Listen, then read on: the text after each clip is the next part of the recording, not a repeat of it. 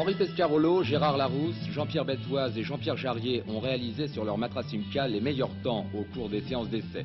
Ils précèdent les deux Mirage Sport de John Wyer et les deux autres Matra Simca de Josso Dolem et Jabouille Migo. Henri Pescarolo, bonjour. Bonjour. Quelques mots sur votre carrière de pilote.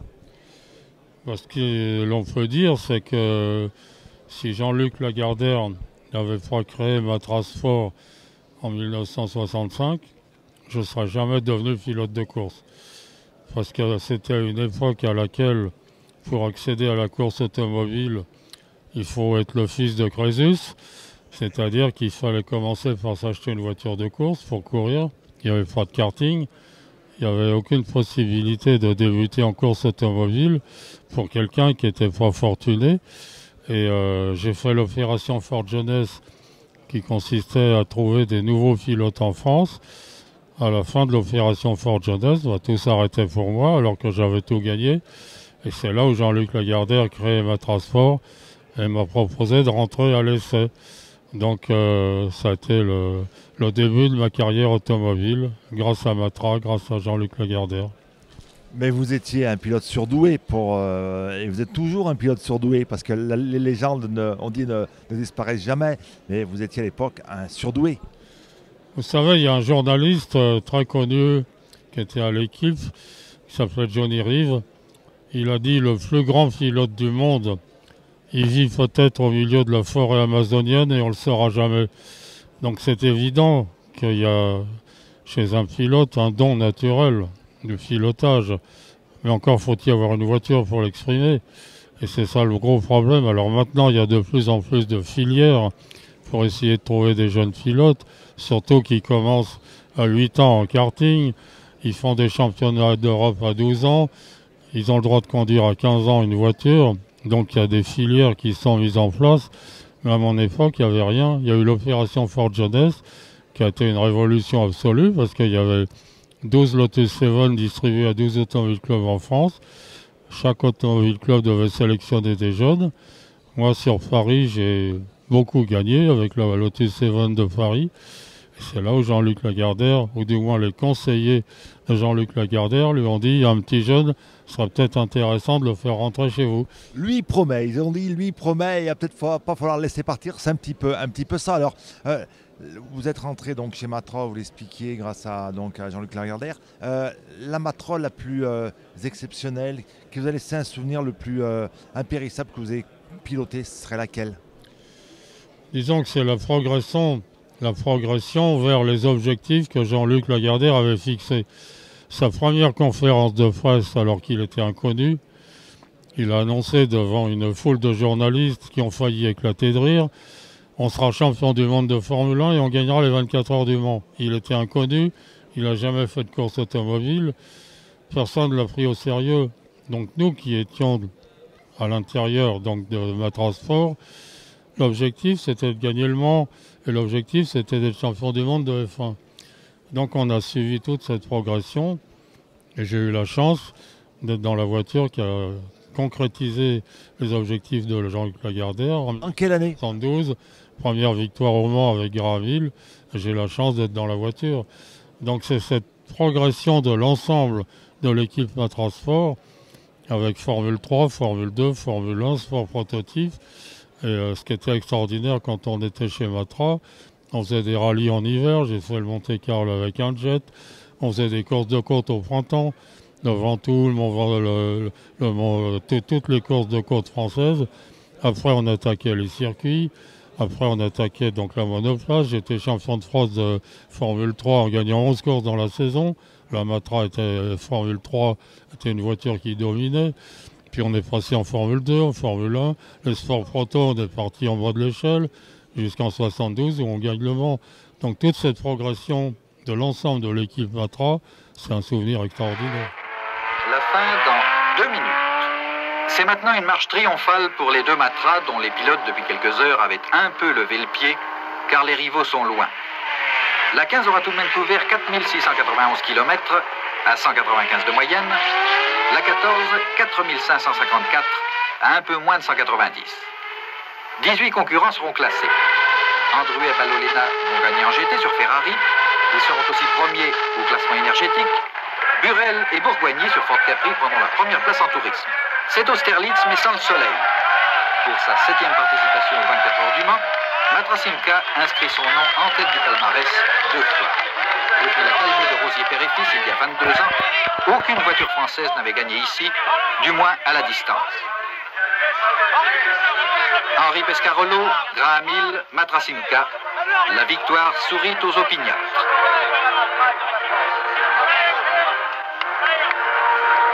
Après l'aventure Matra, qu'est-ce qui s'est passé? Vous avez continué votre carrière comme pilote?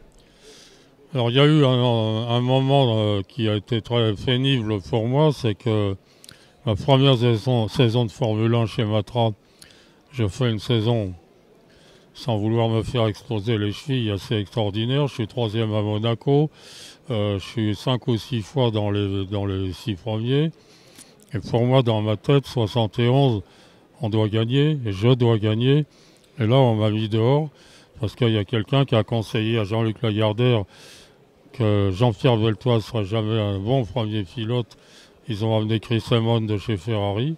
Comme on peut être que 2 dans une écurie, on m'a mis dehors. Donc ça, je ne l'ai pas bien vécu. Et puis on est venu me rechercher pour Le Mans. Donc là, j'ai dit jamais plus, je ne reviendrai plus jamais chez Matra après ce qu'on m'a fait. Puis à la fin, je me suis dit, je suis un vrai con, parce que c'est quand même un objectif de gagner Le Mans. Je suis revenu chez Matra et j'ai gagné Le Mans avec Graham Hill. Mais c'est vrai qu'il y a eu un épisode délicat, parce que j'avais brûlé dans une voiture en 69 pour la mettre au point. J'avais quand même donné de ma personne et on m'a mis dehors sans le moindre sentiment. Je l'ai très mal vécu, mais après je me suis bien rattrapé en revenant. Et vous êtes un grand pilote, en tous les cas une référence pour les jeunes générations, ou même les générations, même des pilotes de 40 ans. Vous êtes vraiment une génération. Aujourd'hui, Henri Pescarolo, il devient quoi? Vous savez, j'ai fait quelque chose d'étonnant, c'est que j'ai créé mon écurie Pescarolo Sport. Je suis devenu constructeur et on m'a fusillé. C'est-à-dire que j'avais une voiture qui était capable de concurrencer Audi aux 24 heures du Mans. Mais Audi est arrivé avec un moteur diesel qui faisait 150 chevaux de plus que tous les moteurs essence. Nous, on ne pouvait pas accéder au diesel. Donc j'ai perdu tous mes partenaires. Et n'ayant plus de résultats, j'étais obligé de déposer le bilan. Mais d'abord parce qu'on m'a fusillé. Et ça, je l'ai tellement mal vécu que je me suis retiré du milieu automobile. Donc je reviens ici parce qu'il y a Matra, parce que j'ai des amis. Mais disons que je m'en suis jamais remis. Cette écurie Pescarolo Sport, c'est la seule écurie privée qui a construit ses voitures pour courir. C'est quand même quelque chose d'extraordinaire. Construire une voiture de course à l'époque des coques carbone, c'est quelque chose de grandiose. Et ma voiture était la meilleure avec l'Audi, on était en concurrence. Donc un petit constructeur privé qui se bat contre le groupe VAG et contre Audi, c'était extraordinaire. Et chez Audi, ils ne l'ont pas supporté, donc ils ont profité de la possibilité de venir avec un diesel pour éliminer tous les privés des 24 heures du Mans. Donc je l'ai mal vécu et je me suis retiré du milieu automobile. Donc l'automobile c'est fini, on le disait tout à l'heure, vous étiez quand même un surdoué à l'époque, vous étiez un pilote exceptionnel. Avec le recul, vous en avez conscience que vous avez sans doute donné envie à des jeunes d'emboîter vos pas, de devenir pilote. Vous avez créé des vocations chez des jeunes pilotes? Non, mais comme je vous ai dit tout à l'heure, un jeune pilote, en général, quand il commence, c'est parce que son papa aime la voiture. Et donc on peut commencer avec très peu d'argent, c'est le karting, qui n'existait pas dans les années 60. Donc un jeune pilote qui fait du karting à partir de 5 ans, qui à 12 ans fait un championnat d'Europe, devient champion d'Europe, et à 15 ans il a déjà le droit de conduire une voiture, il y a une voie d'accès qui permet à un jeune doué, parce qu'il faut un don pour conduire. C'est pas quelque chose qui tombe du ciel, on l'a en soi. Donc un jeune doué dont le papa aime bien l'automobile et qui le met dans un kart très tôt, il a une voie d'accès même à la Formule 1. Mais c'est sûr qu'au départ, c'est un don. De même qu'il y a des gens qui sont doués pour la peinture, pour la musique, pour d'autres sports. L'automobile nécessite un don au départ, oui. Merci beaucoup, Monsieur Pescarolo. Je dis Monsieur Pescarolo parce que vous êtes vraiment une référence dans le pilotage automobile. Merci beaucoup. Merci. C'est gentil. Un autre pilote à mes côtés, Gérard Larousse, bonjour. Bonjour. Vous aussi, donc vous étiez pilote avec Henri Pescarolo. Alors quelques mots, comment vous êtes retrouvé derrière un volant? Derrière un volant Matra. Aujourd'hui, ça ne serait pas possible de faire ce que j'ai fait. En fait, j'étais étudiant et moi, j'aimais beaucoup la vitesse. J'avais quand même déjà m'étais exercé à déraper avec les voitures de ma maman. J'avais des Renault 1093 à l'époque et j'ai démarré ma carrière par des courses avec Renault. En fait, ça m'a permis de passer de la 1093 à la R8 Gordini et après à l'Alpine. Voilà. Et comment vous êtes retrouvé chez Matra Alors chez Matra, ça a été petit à petit. J'ai d'abord fait une course pour Matra à Clermont-Ferrand. Je ne me souviens plus dans quelles circonstances exactement, mais c'est la première fois que je conduisais la Matra 630. Une voiture exceptionnelle sur le circuit de Charade, un souvenir inoubliable.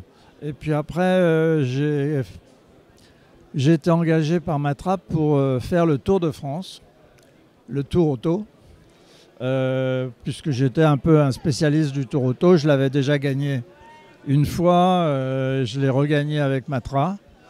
Donc ça a été mes débuts avec Matra et j'ai fait la connaissance de Jean-Luc Lagardère, de Gérard Ducarouche, qui étaient à l'époque les acteurs de cette aventure. Après, en 1973, j'ai été engagé par Matra pour conduire les protos aux côtés d'Henri Pescarolo. Ça a été mes grands débuts dans un très haut niveau de course automobile, puisqu'on était à l'époque les trois mousquetaires, comme on disait. Il y avait Jean-Pierre Beltoise, François Sévère, bien sûr, Henri Pescarolo et moi. Alors vous étiez vraiment ce qui se faisait de meilleur en France comme pilote. Alors on était au top. Je crois que à l'époque, je conduisais pas trop mal. Avec Henri, en plus, on a eu des résultats fantastiques puisqu'on a gagné pratiquement toutes les courses. Et il n'y avait pas le titre de championnat du monde à l'époque. Mais on aurait été champion du monde puisqu'on avait gagné, je crois, 5 courses en 1973, dont les 24 heures du Mans. Allez, la course qui vous a le plus marqué, le souvenir le plus marquant de cette période, ça serait quoi? Ça serait quelle voiture et quelle course? Sans hésitation, ça serait Le Mans 1973 avec Henri. Nous étions drivé par Jean-Luc Lagardère qui nous avait présenté la veille de la course à tous les concessionnaires Matra et Simca de l'époque, puisque c'était Matra Simca. Et il nous avait présenté, je me souviens, sous une tente où il y avait 500 ou 1000 concessionnaires. Et il avait dit je vous présente les pilotes qui vont gagner demain. Vous voyez, c'était pour nous mettre dans l'ambiance. Lui, il y croyait, mais vous, quand vous prenez le départ, vous y croyez aussi. Parce que pour aller jusqu'au bout, pour aller chercher la victoire, il faut vraiment y croire très très fort. Il faut surtout avoir envie. On avait très envie de gagner. Et on a fait tout ce qu'on a pu avec Henri. Il faut à la fois avoir une envie formidable de gagner, il faut avoir un peu de chance. Parce que nous, on a gagné avec quand même, on n'a pas explosé de pneus pour des raisons peut-être de conduite ou même... notre voiture était un peu moins rapide en ligne droite. Donc on a eu la chance de ne pas exploser de pneus pendant cette course. Et on a fini la course avec une bagarre terrible contre la Ferrari. Après, vous avez fait quoi? Vous êtes resté chez Matra ou est-ce que vous êtes parti sur d'autres constructeurs? Et pendant combien de temps vous avez piloté tous les cas au niveau professionnel, puisque vous étiez professionnel? J'ai piloté 11 ans à titre professionnel, c'est-à-dire de 1966 à 1975. Je suis resté 2 ans chez Matra, 3 ans chez Porsche, 2 ans chez Alpine. J'ai eu une carrière bien remplie. Et maintenant, qu'est-ce que vous faites? Vous pilotez toujours ou vous coachez peut-être des jeunes pilotes? On disait qu'avec Henri, des jeunes pilotes, vous êtes quand même une référence pour les jeunes pilotes.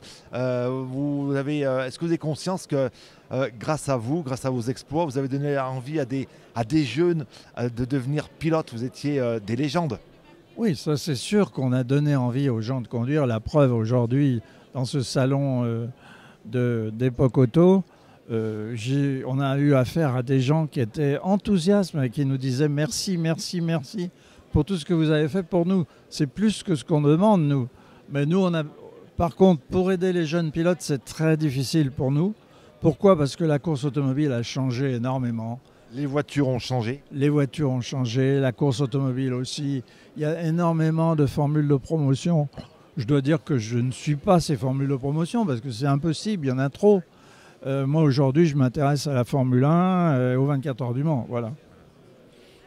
La voiture qui vous a le plus marqué, alors chez Matro, même dans votre carrière de pilote, une voiture inoubliable, ça serait laquelle? Il y en a une forcément. Oui, il y en a une. Sans hésitation encore, c'est la Porsche 917 numéro 21 que j'ai conduit en 1971 au Mans et qui était la voiture la plus aboutie que j'ai jamais conduite puisque c'était une voiture qui tenait très bien la route mais qui avait une vitesse de pointe incroyable puisqu'on atteignait 390 km/h dans la ligne droite tous les tours. C'était quand même très impressionnant. C'est la voiture la plus rapide que j'ai jamais conduite. Et aujourd'hui encore, les pilotes, évidemment, il n'y avait pas de chicane à l'époque. Mais aujourd'hui, où il y a des chicanes, les gens ne dépassent pas 340, 350 km/h. Nous, c'était 390. 390 avec les tenues de route de l'époque, même ça tenait beaucoup la route. Déjà à l'époque, les voitures, il y avait quand même eu pas mal d'améliorations techniques. C'est des voitures qui étaient fiables, en tous les cas, pour l'époque. Oui, c'était des voitures qui étaient fiables, mais il fallait faire très attention quand même. À l'époque, il fallait faire attention à la boîte de vitesse, il fallait faire attention au moteur, il fallait faire attention aux freins, ce qui n'est pas le cas aujourd'hui dans les courses des 24 heures du Mans. Les 24 heures du Mans aujourd'hui, les voitures sont fiables de début à la fin. Les pilotes peuvent conduire à fond, à fond, à fond. Ils ne peuvent pas rater de vitesse d'ailleurs. Ils ont l'électronique qui les empêche de faire un tête à queue dans les virages. Enfin, c'est complètement différent. C'est pour ça qu'il ne faut pas comparer les périodes. Plein de capteurs sur les voitures actuelles qui vont analyser la température des freins, le moteur, et c'est relié par radio, tandis qu'à l'époque c'était vous le pilote il n'y avait pas de radio pour contrôler tout ça, c'était vraiment du pilotage XXL quoi. Vous étiez le pilote. Complètement, la radio n'existait pas. À l'époque on était complètement aveugle, on n'avait pas de liaison avec les stands et je me souviens, ce qui était terrible, c'est que quand on voyait des accidents, on ne savait pas si le pilote à l'intérieur s'était blessé ou était tué. Donc c'était très stressant pour nous, je m'en souviens, notamment la nuit, je me souviens d'avoir vu une 908 partir dans les rails, prendre feu. Et moi, obligé de continuer mon relais, de faire plusieurs tours sans savoir ce qui s'était passé. Terrible. L'époque a changé en tous les cas. Mille merci de nous avoir accordé ces quelques minutes. J'ai envie de dire chapeau l'artiste parce que vous êtes des artistes, vous étiez des artistes à l'époque. Merci à vous et à bientôt.